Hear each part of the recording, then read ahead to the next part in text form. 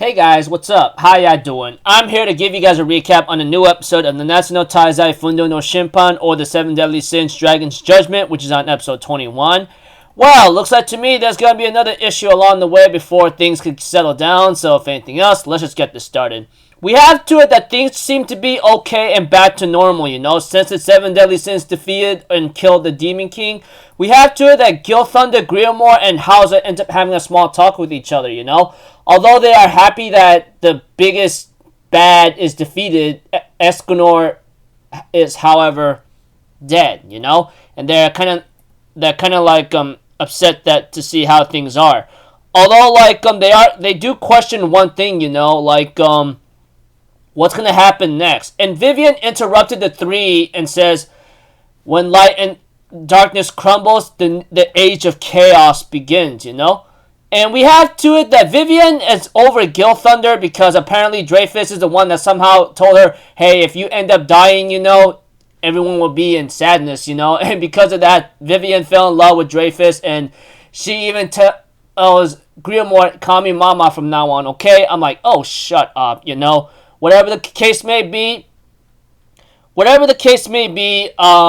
Vivian, apparently even though she looked like she was killed by Ludashell, some curse that was placed upon her is gone whatsoever, and that she's okay.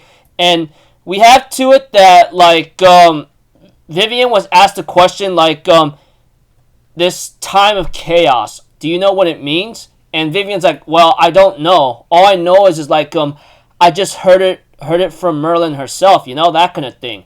And we have to it that Merlin and everyone else seems to be doing okay. The party's going on, everyone's celebrating because nothing bad is happening, Everything's settled and done, which is a very good thing to know. But unfortunately,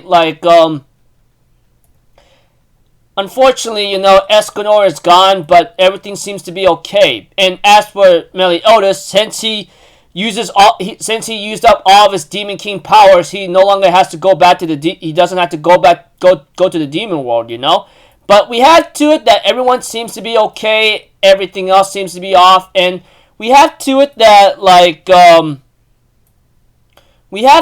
Deanne's like, hey, Merlin, don't you want something, Maybe we can help you out on that. And Merlin tells everybody, yeah, maybe I should show you something real quick, alright? And we have to it that Merlin teleported everyone to the same magical lake that once, that was the final resting place of the Demon King. And we see Arthur right there, with the sword of Excalibur still piercing through his body. And later on, we see Hawkshot along with Big Mama Pig whatsoever reuniting with them. And we have to it that they're trying to wonder what's going on here and there, And we have to it that,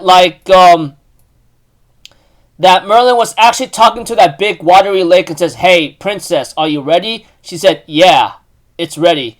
And we have to it that Arthur gets hit. Arthur's body with the Excalibur in his body gets hit by a certain power or something, and later on all of a sudden wakes up in pain and agony. And we have to it that he ends up having some kind of strange power that seems to be very that seems to be a little complicated. I remember reading this in the manga and I'm like, what the hell did it do? And when Arthur looked at Meliodas and thinks he's still the same evil guy that tries to destroy all of Britannia or something, he ends up using some kind of manipulation of reality. Even everyone's like, hey, what the heck is going on here, dude?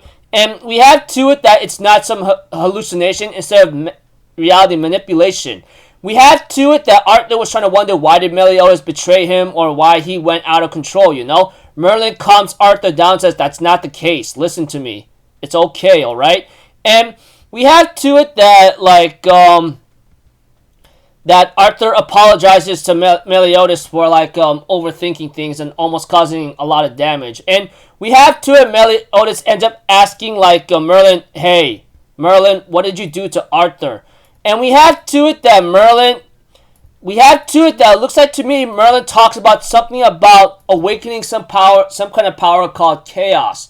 I remember reading this in the manga and it was a little complicated for me to say, but we have to it that it looks like to me it's a mixture of light and darkness. And we have to it that Meliodas and everyone else ends up talking to Merlin and tries to ask her, Why did you do this, huh? What's the point of all this? Is this the wish that you want to awaken a power that's like both a blessing and a curse?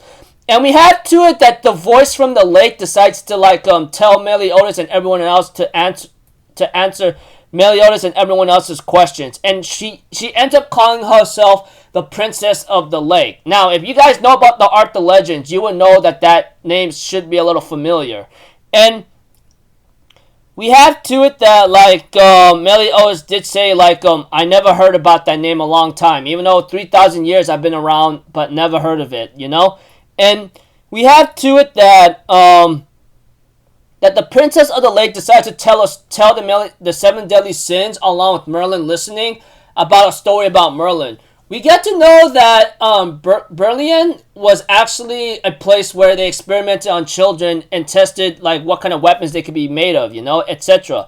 But we get to know that Merlin, she was born with the strongest and most unique magic, which we all know is infinity, you know. But although she wanted one thing more, is a love of a parent whatsoever. But unfortunately, her father never gave her that kind of like love and gave her a bunch of materials to test on. She got so sick of it as a child and tries to run, you know. But unfortunately, she was about to be captured but gets saved by Meliodas, who was still on the Demon King's side. He was still on the side of the demons whatsoever, you know.